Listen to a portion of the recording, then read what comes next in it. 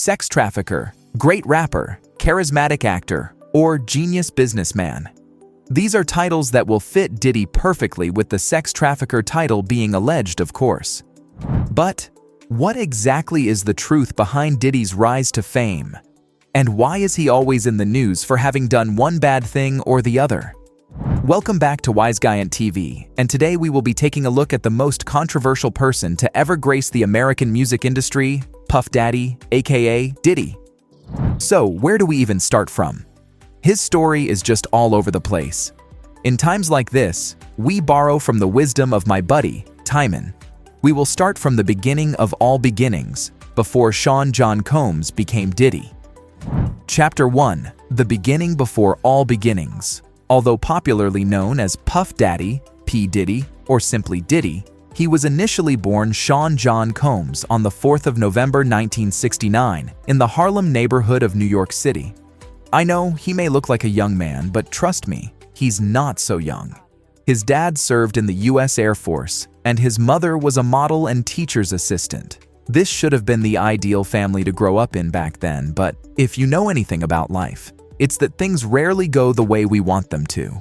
When he was only 2 years old, his dad was shot dead while sitting in his car at Central Park West. This left Diddy growing up without his father for the most part of his life. It was not all dark and gloom, though. Diddy grew up to be an athletic young man.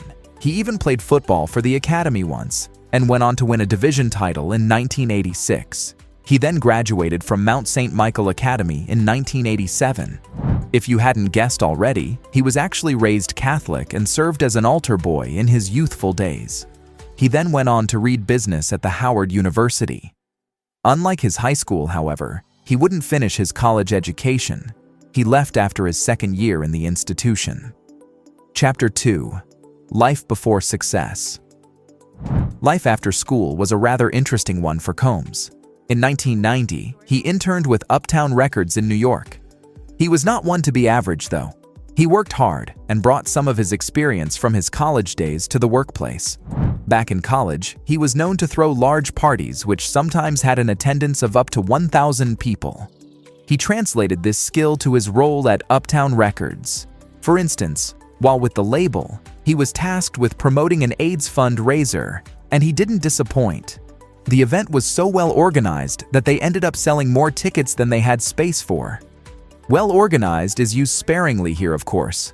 It refers to the marketing and promotion of the event, and not the event itself, as hundreds if not thousands were left outside the hall. When those outside realized they might never gain entry, they began to force their way in, causing a stampede that injured dozens and tragically claimed 9 lives. This was not the highlight of his time there, though. While with Uptown Records, he helped develop talents like Jodeci and Mary J. Blige. His time with Uptown Records wouldn't last forever, though, as he was fired from the record label in 1993. While many would have been shut down and crippled by this development, Diddy, being Diddy, decided it was the sign he needed to start his own label. This became the motivation he needed to start Bad Boy Records. Chapter 3. A Taste of Success. It's not clear if Combs knew how much success awaited him, but, looking back on it, being fired from the Uptown Records might have just been the best thing to happen to him. His first signees were the Notorious B.I.G. and Craig Mack, and they were enough to put Bad Boy Records on the maps. Ready to Die was the label's first major project, after which Combs signed more acts that would soon become household names, including Bad Boy, Faith Evans, Usher, Mariah Carey, and Boys the Sen Men. Combs wasn't just signing great acts, though. They were successful acts with successful and record-breaking releases. He, for instance, produced several songs for TLC's Crazy Sexy Cool, which finished the decade as number 25 on Billboard's list of top pop albums of the decade. Being the resourceful man that he is, Combs decided to get a little piece of the action for himself.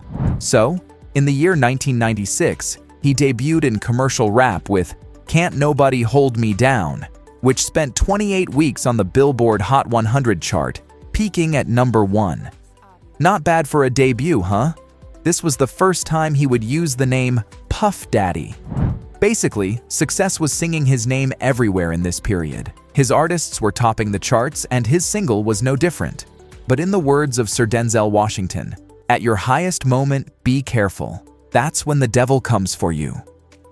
While everything seemed to be going well for Puff Daddy and his record label, the rivalry between the East Coast and West Coast hip-hop fraternities escalated as well. Matters weren't helped by the fact that Tupac Shakur was killed in a drive-by in 1996.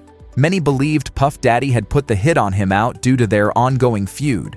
Despite the bad publicity that came with this, Bad Boy Records kept on releasing songs and they kept making the charts. In the middle of this success, the devil came for Puff Daddy once again.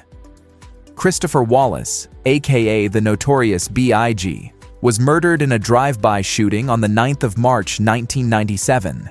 It was thought that this was a retaliation from the head of Death Row Records, Serge King, concerning the death of Tupac. This would, however, of course, never be proven. But Puff Daddy capitalized on this to release his debut album, which reached #1 on Billboard 200 in its first week, selling up to 561,000 copies. It also earned Puff Daddy 5 nominations at the 40th Grammy Awards in 1998, and then the Grammy Award for Best Rap Album. By the 7th of September 2000, the album was certified septuple platinum by the Recording Industry Association of America for sales of over 7 million copies. Certainly Puff Daddy, amidst all the misfortunes and attacks, knew how to turn things to his profit. All these are interesting, but I know that's not why you are here. That's all we have time for today on the Puff Daddy saga. But this is just the beginning. Make sure you hit that subscribe button so you don't miss part 2, where we dive even deeper. We'll be back soon to unfold the rest of the story. Until then, peace out.